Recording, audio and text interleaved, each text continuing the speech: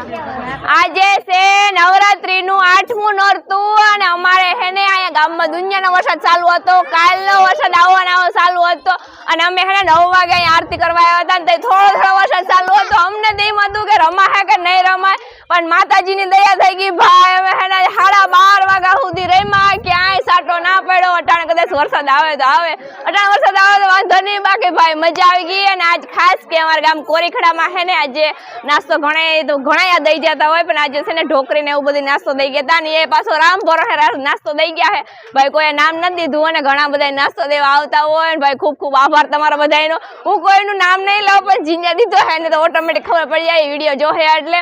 અને હે ને કાલે હજી એક સેલું નોરતું છે ને ઇનામ તો અમારે કયા દે તો ખબર નહીં, કારણ કે અમારે હે ને હજી પૂનમ નદી જો રમવું હોય તો પૂનમ નદી કદાચ દે, પણ જેટલી જ્યાં દઈ દઈએ. બાકી અમારે તો રમવાનું આવું ને આવું રહેવાનું છે. ને જો વરસાદ કાલ રહી જાય ને તો વાંધો નહીં ભાઈ, માતાજીની દયા થઈ જાય તો. કારણ કે કાલે અમારે સેલું નોરતું છે ને કાલે અમારે દુનિયાનું રમવું છે ને આખો દી ભલે વરસાદ આવે. બાકી હાંજે છે ને વરસાદ ન હોવો જોઈએ. 9 વાગ્યાથી 10 વાગ્યા 11 વાગ્યા 12 વાગ્યા સુધી એટલા વાગ્યાનો ટાઈમ છે, એટલા વાગ્યા સુધી વરસાદ ન આવે તો રમી લેવાનું છે. બાકી નગર અમારા કાકા આગાહી દઈ જ દીધી છે.